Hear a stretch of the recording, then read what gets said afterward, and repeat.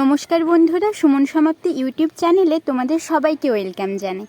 দেখো, আমাদের এই মন্দিরের নিচে নয়নতারা ফুলের গাছটাতে কি সুন্দর ফুল ফুটেছে, তাই না? দেখতে বেশ সুন্দর লাগছে। আর জানো তো, আমাদের বাড়ির পাশের এই বটগাছটা প্রচণ্ড বড়, আর এই বটগাছটিতে সারাটা দিন পাখি তো কিচিরমিচির করতেই থাকে, বেশ ভালো লাগে এটা।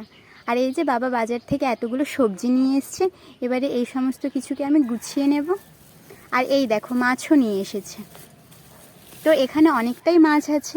আর জানো তো, বাজার থেকে মাছ নিয়ে আসলে আঁশটাকে তো ভালো করে ওরা ছাড়িয়ে দেয় না, তো সেই আঁশটাই ভালো করে এখানে বেছে নিচ্ছি। আর সকালের ব্রেকফাস্টটাও আমাদের হয়ে গেছে, ওই শসা, চানাচুর, ঝুরি ভাজা এই সমস্ত দিয়ে আমরা মুড়ি খেয়েছি। তো তোমরা কোথা থেকে কে আমার ভিডিওটা দেখছো অবশ্যই কিন্তু আমাকে কমেন্টের মাধ্যমে তোমরা জানিও। আর এই দেখো, আমার মাছটা ওইদিকে ধোয়া হয়ে গেছে, তো ভালো করে বেছে আমি মাছটাকে ধুয়ে নিলাম।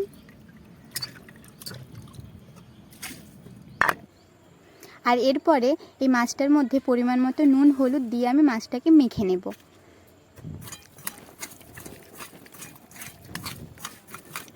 তো মাছটাকে ভালো করে মেখে নিয়েছি। তারপরে এই যে এইদিকে চলে এলাম, কয়েকটা জামা কাপড় আছে জানো তো কাচার জন্য, তো সেইগুলোই সমস্ত কিছুটা আমি সার্ফ এক্সেলের মধ্যে এবারে ভিজিয়ে নেব।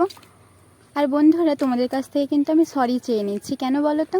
কারণ কিছুদিন হলো আমার ব্লগ ভিডিও দেওয়া হচ্ছিল না কিছু প্রবলেমের জন্য। তো এবার থেকে তোমরা কন্টিনিউ ভিডিও পাবে। আমার ভিডিওগুলো কিন্তু অবশ্যই দেখো, আর কেমন লাগে সেটা জানিও। তো এই যে দেখো, আমার সমস্ত জামা কাপড়টা সার্ফ এক্সেলের মধ্যে ভেজানো হয়ে গেছে। আর এরপরে আমি একটু হাতটাও ধুয়ে নেব। তো এই যে হাত ধোয়া আমার হয়ে গেল। আর এরপরে কলে জলও চলে এসেছে। তো আর এই যে গামছাটা দেখছো, এই গামছাটা আমাদের হচ্ছে মন্দির মোছা হয়, তো মন্দিরটা ভালো করে মুছে নিয়ে আমি ধুয়ে রেখেছিলাম, এই যে মিলে দিলাম এখানে। আর কলে জল চলে এসেছে, এটা তো কল টাইমের মধ্যে ভরতে হবে।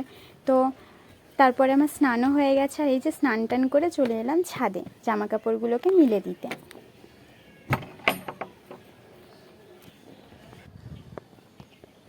তো এই যে দেখো, এখানে সমস্ত জামা কাপড়গুলো আমি মিলেও দিয়েছি, যা সমস্ত কিছু আমি কেচেছিলাম।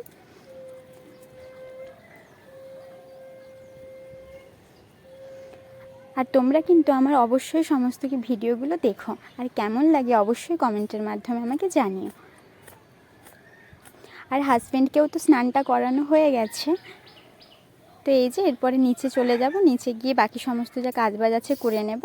তো আমি পুজোটাও সেরে নিয়েছি, আর তারপরে চলে এসেছি রান্নার কাজে। আর এই যে এবার কড়াইটা আমি বসিয়ে দিলাম, তেলটাও দিয়ে দিলাম। তেলটা গরম হয়ে গেলে মাছগুলো ভেজে নেব।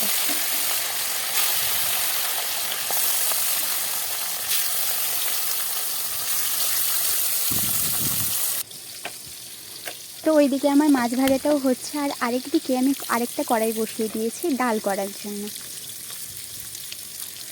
তো এই যে 5 ফোড়ন, তেজপাতা, শুকনো লঙ্কা দিয়ে দিলাম।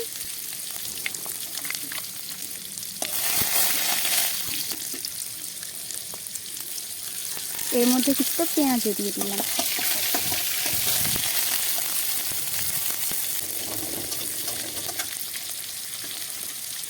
আর দিয়ে দিলাম কিছুটা টমেটো। তো পেঁয়াজ, টমেটো সমস্ত কিছুটা এবারে ভালো করে আমি ভেজে নেব।